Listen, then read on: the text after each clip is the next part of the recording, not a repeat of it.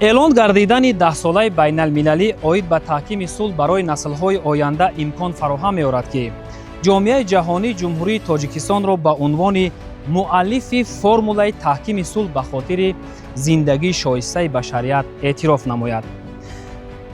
ин ташаббус бори дигар мавқеъ ва нуфузи кишвари моро ҳамчун кишвари пешоҳанги ҳикмату фалсафаи сулҳофарӣ дар арсаи ҷаҳонӣ ба маротиб боло мебарад.